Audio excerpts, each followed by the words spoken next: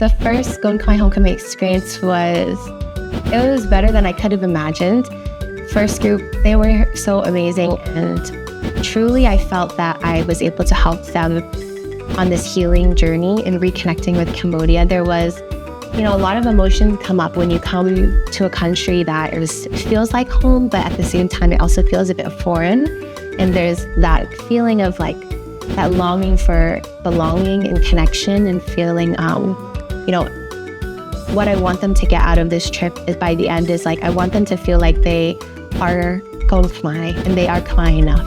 A lot of us Khmer diaspora, we grow up with this feeling like, I'm not Khmer enough. Oh, I can't speak Khmer, I don't know this or that. But I want them to know, like, when they come, they are Koun Khmer, they are Khmer enough, and they are welcome here. Like, Cambodia is a place that they can call home. And so there were a lot of tears on the trip.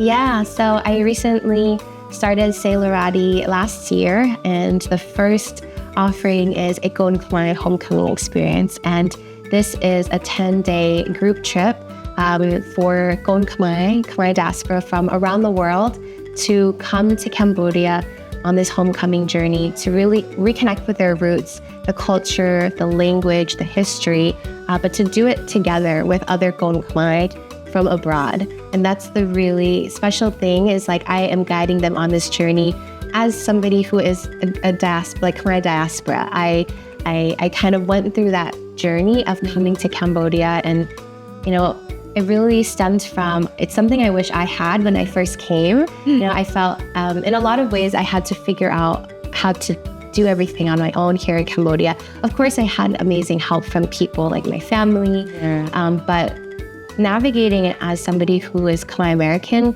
it's very complex, it's very complicated, and it's different from, somebody who's coming from a different country visiting Cambodia, or from somebody who's Khmer here, who grew up here. It's a very unique experience, and I was like, I want that experience for other Koun Khmer, because it can be scary to come back. Or sometimes people, they come back to Cambodia with their families, and it's such a different experience. Like when you come, you go to like maybe Angkor Wat, you go to Khmer and you visit your family, but there isn't that time to like slow down and think about what you're experiencing, reflect on the things you're feeling, the things that come up, and all of these things. It's kind of not common in our culture, in our families, to talk about these kind of deeper things. And so I wanted to create that space where we can feel comfortable and safe to talk about, okay, what does it mean to come back to a country where our parents had to flee? And what does it mean to how does it feel to connect with it, and now it's being developed, and all of these things, and like creating space to talk about that, to like understand one another, and to like build community, have these like lifelong friendships to walk out of it with. So this homecoming experience not only give them the opportunity to see their homeland, but also like to really connect to the culture and stuff. That's our aim. Exactly. And the first group will be here in Khmer New Year, is that right? Actually, we had our first group last December. The first group, it was absolutely incredible. And truly, it was life-changing for me, and many of them said it was life-changing for them. And it was like, okay, I am doing something really meaningful. And the next trip we will be having is during Khmer New Year this year, April 2026. It's actually coming up so soon. Yeah, we'll be having 9 people from America and Australia. And this trip in particular, it's all their first time coming to Cambodia. We have people in their early mid-20s all the way to early 40s. So this is like such a diverse group of Koun Khmer, and it's so beautiful, like somebody who was born in a refugee camp, at the border, and before coming, but their first time coming back. And then someone else who was adopted from Cambodia and has never been back since they were a baby and never knew the country, And so everyone in between.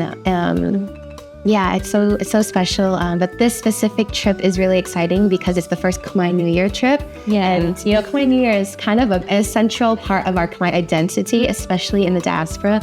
because it's like the one time of year we all get together and really celebrate our culture. We're so proud of our culture. But to be able to do it in the motherland here in Cambodia, I'm so excited to show them because, here it's so much fun. It's so beautiful. It's like the time that everyone really just comes together. In the US, it kind of depends where you live. Like if you live in a big Khmer community, then you might go to Wat and see the parade and stuff. But if you don't, it can kind of feel like, I want to celebrate, but I don't have the opportunity to celebrate. So yeah, I'm so excited. So what do you plan? Like what are the activities that you plan for them? Yeah. For the Khmer New Year? Yeah, so the Koun Khmer homecoming experience, we go, it's 10 days, and we go from Phnom Penh to Battambang and Siem Reap. And I intentionally chose these because I feel they really represent a different kind of part of Cambodia. And so they will still get the same experience that every Koun Khmer homecoming group gets in terms of learning about history from, the Khmer Rouge, but also even dating way back from like Wat Phnom and, learning about Buddhism. We will even take them to Wat and teach them about doing the offerings like booking, Junghanlo. What does it mean? Why do we do it? Farming with the farmers in Battambang, things like that. But for Siem Reap, of course, we'll go to Angkor Wat and we cook Khmer food. But Khmer New Year this year is going to be so fun because there will be so many games. Like, what is it called? Yeah, so they will get to actually join in on those games and all the things we see online, even, and really feel like, they're part of Cambodia. They're part of Khmer communities here. Just to give them a sense of belonging to the country. Yeah, exactly. Yeah. Yes.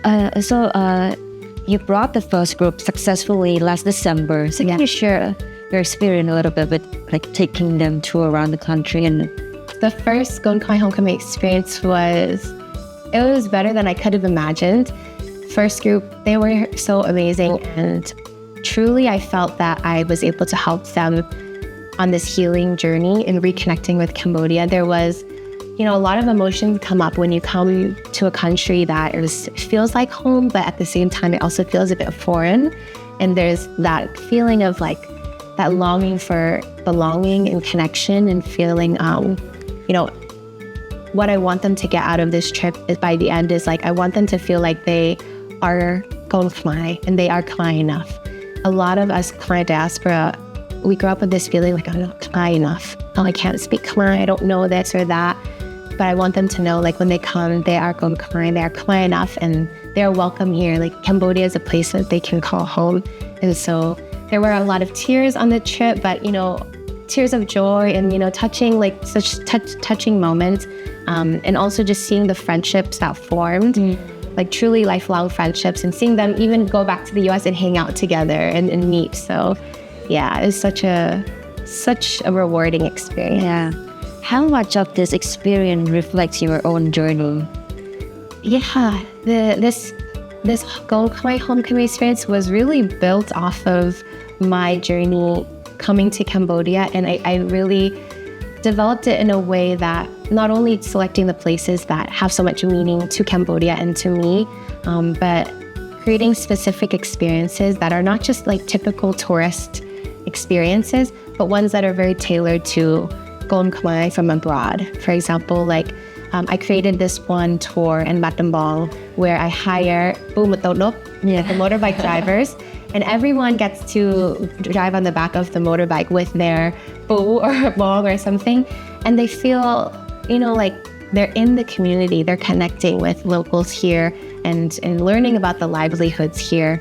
That was an experience that I was lucky enough to have here in Cambodia, where I had some family where I can connect with, and not everybody has family here that they can feel that connection to. So I wanted to give them that experience, but also one where we can have fun and we can talk about things that maybe other people don't understand. Things that we as Koun Khmer from the diaspora understand. And how do you see the future of this initiative in you doing that? Or do you have any plan for it? Yeah. In the next few years, I would love to expand the trip. So right now it's Phnom Penh, Battambang, Siem Reap, but I would love to also create different types of trips to other provinces to show Cambodia. But long term, my dream is to create an experience, a homecoming for multi-generations. So for people's families, for example, our generation and our parents to come back together and have that healing experience together, because there's a big gap between us and our parents' generation, whether it's language barrier or just cultural understanding. And there's so many, Khmer elders that are afraid to come back to Cambodia. So I would love to create that experience for both my generation and their parents to come together. Yeah. And what about yourself? How long did you see yourself be staying in Cambodia? Honestly, I don't see myself leaving Cambodia. I love Cambodia. I love my life here, and I feel so grateful to be here. And yeah, I feel like I'm really building my life here, and especially my career with Selarati. Yeah, I would love. It's more like I will go back to visit the U.S., but I want to stay here. And yeah, my mom's always like, everyone wants to go to the U.S. and you want to go back to Cambodia. But I'm like, that's true. Yeah, I feel lucky and privileged that's the life my mom can provide for me, that I'm able to come. I got my education and learned so much in the U.S., but I got to come back to my family's roots and be able to contribute to our communities in this. Yeah. You initially came to Cambodia just to learn the language, but now you created something that contributes back to Cambodian society. So how does it feel like for you? Has it changed your perception? Yeah, honestly, I feel so grateful to be able to, do work that is so in line with my passion to help our communities. A lot of times people think that you have to have one job to make money and to focus on community work on the side in your free time. But I really want to help break that narrative that, we can dedicate our lives to doing things for our community and take care of ourselves and take care of each other. And yeah, I just feel like this was really my purpose. And it feels good. It was always been a dream to help our Khmer communities, but also to learn from our communities in return. Yeah.